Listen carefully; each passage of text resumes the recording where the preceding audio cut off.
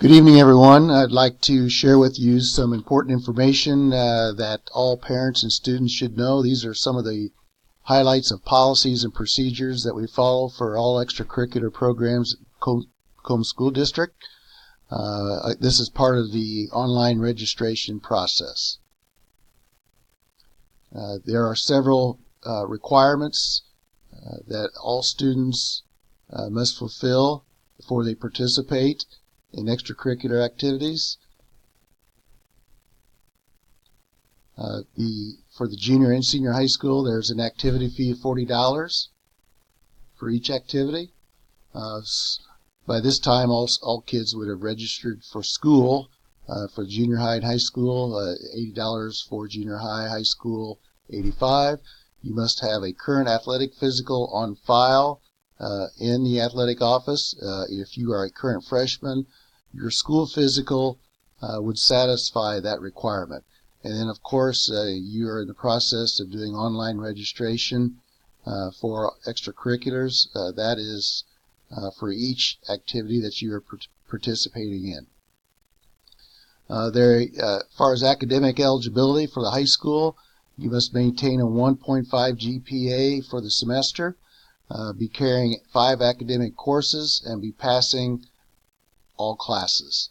And these grades are based on cumulative grades on the for the semester. And we check eligibility weekly starting on Friday. Every Friday we do check eligibility, academic eligibility. For junior high, a little bit different. The grades are based on quarter grades. The students must still be passing all classes. There is citizenship grades given to students, so part of the academic eligibility or any type of eligibility for extracurriculars for junior high will include behavior in school.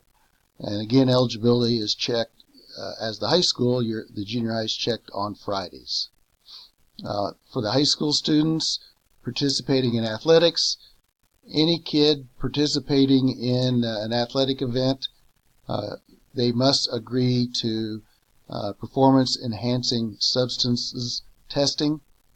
That's an IHSA rule. They are required to submit the testing if asked. This year is the new state law required the Macomb School District to develop an athletic concussion management program, and this involves requirements to return to play and return to learn, which is a new thing that we will be doing this year. If an athlete has concussion symptoms during games or any activity practices included, they must be cleared by a physician or our athletic trainer to return to school, and then must be they are required to get released by a doctor and our athletic trainer to return to activities. The online registration process has a copy of our concussion management program. I encourage all of you to read it, go through it. It's also on the school district website under athletics. This again is a state law that we established this program, and any student or parent who has a question should see someone in our office immediately if you have questions. Attendance, kids must be in school by 11 o'clock on a school day, or they will not be allowed to practice or participate that day or evening. If you're absent for an excused absence for any reason other than illness or injury for any portion of the day, you can participate at the discretion of the coach. This could be a prearranged absence, a doctor's appointment, college day, something that's prearranged and is excused by our school. The student athlete may be allowed to play that evening. Any student whose absence is unexcused for any portion of the day may not participate that evening. for both the junior senior high school practices. We do not practice on Sunday. We do have practices occasionally during snow days for those who could make it, but they cannot be mandatory. As far as regular practices are concerned, they are held on holidays except for Christmas Day and Thanksgiving. And any varsity and sophomore athlete, they are expected to attend practices during scheduled vacations and holidays. That includes winter vacation and spring break. Freshmen and junior high athletes are not expected to attend practices during the above-mentioned vacation days. We provide transportation to all athletic and extracurricular events. Students are expected to take that transportation ride with the team or organization. If the sponsor or coach allows, the parent or legal guardian will be allowed to sign out the student at the event if they want them to ride home with them after the contest. Again, the parent or guardian must be physically present there to sign out their legal guardian. We do have rules for use of alcohol and drugs.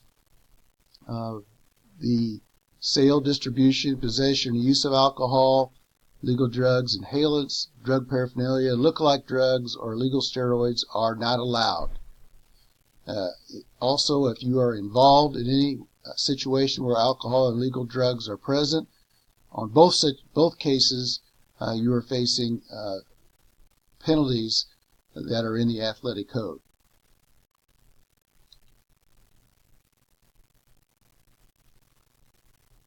Stealing is not permitted. Tobacco, the possession or use, not permitted. Theft, stealing, theft, and burglary, and possession of stolen articles are not permitted, and you are faced with a suspension. A percentage of your contests or events is part of that punishment. PE waivers are available to our juniors and seniors during the season that you are in. For instance, if you are a basketball player during the winter, you can waive out a PE. If you're a junior and senior, once your season is over, you must return to physical education. And if you're interested in doing that, you are to pick up the forms in the guidance office here at the junior senior high school. If you are a student athlete who has a goal of participating at the Division I and Division II levels, or the Division II levels, you are to sign up on the NCAA Eligibility Center, and if you should do that by at least your junior year. You can come to the athletic office and we can help you with that registration. But again, that's a requirement for students who are going to be participating in Division I and Division II interscholastic athletics.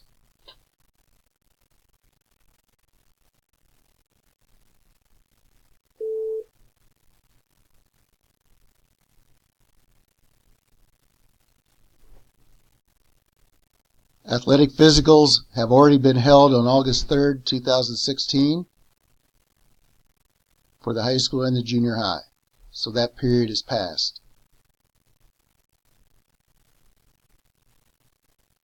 We have an annual discount card fundraiser that occurred in August, ran through September. Again, it was successful. Those are some of the highlights of the extracurricular handbook for students. Again, this is posted on the school district website. We have hard copies in the office. I encourage all of you to go through that at length, and it is also part of your online registration process. It is posted on that website as well. If you ever have any questions about the extracurricular activity programs at the junior senior high school, feel free to call me, Dave Bartlett, Athletic Director, at 309-833-6205, or feel free to send me an email, bartlettd@mcusd185.org. Thank you.